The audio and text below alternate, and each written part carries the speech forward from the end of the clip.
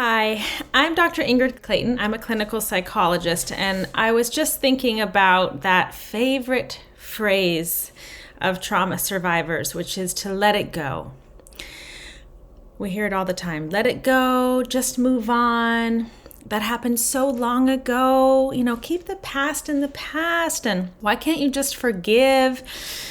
Forgiveness is really for you. It's not even for them. It's for you, as though there's this sort of spiritual place that everyone necessarily needs and should arrive at in order to find peace and freedom within, which really is about letting everybody else off the hook.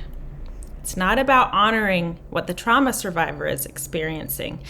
It's about getting your pain out of the way so that we can go back to the illusion that everything is fine, right? And so in that way, what is really being asked of trauma survivors is not to let it go. It's to stay in denial, to keep yourself small. Don't take the time that you actually need to heal and repair.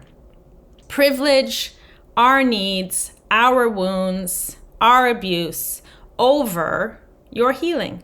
That is what is actually being asked of someone. Healing from emotional abuse and manipulation, from gaslighting. Well, healing from any type of abuse is a full-time job.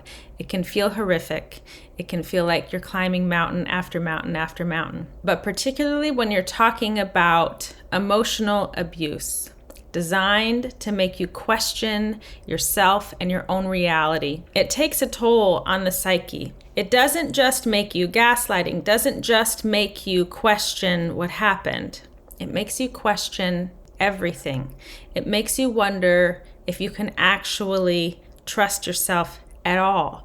It makes you not even able to take into account actual things that are happening in reality. Like, you just did this thing and you go, but did I do this thing? Well, maybe I only did it because, they were helping me out. Or it warps your ability to trust and know yourself. So to say to someone that they are now meant to go and do something else on your timetable is just a perpetuation of the manipulation. It's a perpetuation of the emotional abuse. The only person who gets to decide if and when they are ready to let something go, when they're ready to be in relationship, when they're ready to forgive, again, if and when they decide. These things may never happen, and that's perfectly okay. But the only person who can determine that is the person who is healing from the abuse. I know I get exasperated by hearing these things.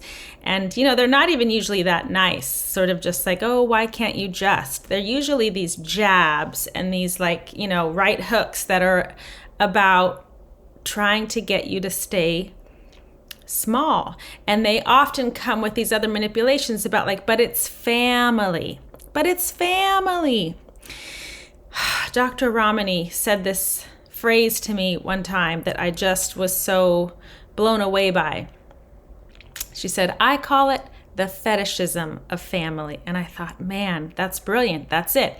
It's this fetishism of the notion of family, of what we would like to believe that family is, right? That we're all sort of born into this world and come into this lovely, loving, unconditionally loving dynamic related to family. But the truth is, not a lot of people are born into that unconditionally loving, supportive environment.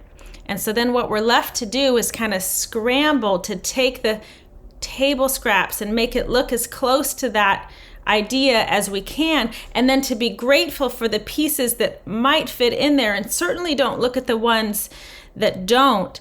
And it's like this awful paper mache where the glue just doesn't stick and the pieces keep falling off, trying to make it look like family. That is what this just get over it. Why can't you let it go? It wasn't that big of a deal. It's that sticky, icky, gluey paper mache that's flopping all over the place and you're covered in ick. And the trauma survivor is saying, I'm not going to do it anymore. I'm not going to pretend that this is a perfect house. Not even perfect, right? It's not that we're trying to live up to some standard of perfection.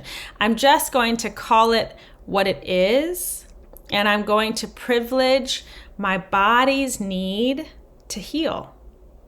And we are all allowed that, even if it ruffles some feathers, even if it makes other people uncomfortable, because the truth is it probably will. It probably will. And it's another reason that we haven't done this work for so long. I don't want to impact anyone. If I could go and do my own work and never impact anyone, I would choose that 100%. No question. But that's not the world that we live in. That's not the reality that we live in.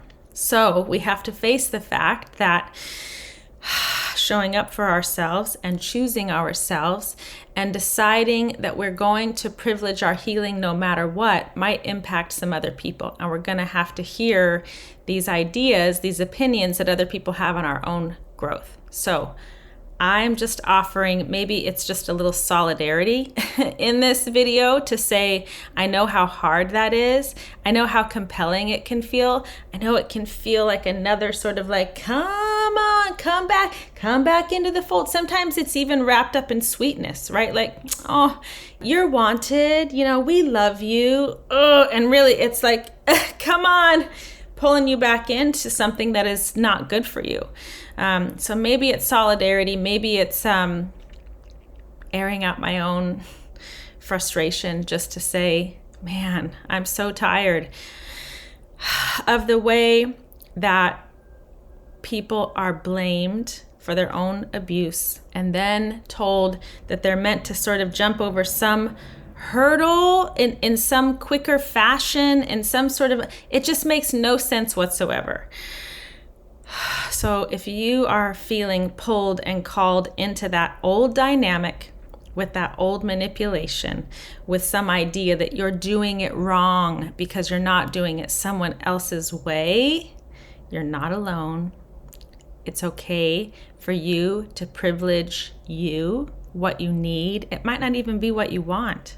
A lot of times we don't want these paths, but they are the path that we are on, and it's an honest, authentic one. And it's okay to be on it. It's okay to arrive wherever you arrive and to take things one day at a time. You're allowed to change your mind. You're allowed to be exactly where you are. And you're certainly allowed not to have to forgive, move on, get past it, unless your body, your whole being, and not just for a moment of time, but for a consistent period of time, tells you that you're not carrying it. It doesn't still harm you. You're not having emotional flashbacks. You don't, whatever the thing is, then that's amazing. And from that place or any other place on the journey, you're allowed to take care of you. That's the point. That's all I have today. I'm Dr. Ingrid Clayton. I'm a clinical psychologist, a trauma therapist, and a trauma survivor, advocating for complex trauma survivors in particular to do whatever we all need to do to regain our voices, our stories, and our lives. Thanks for listening.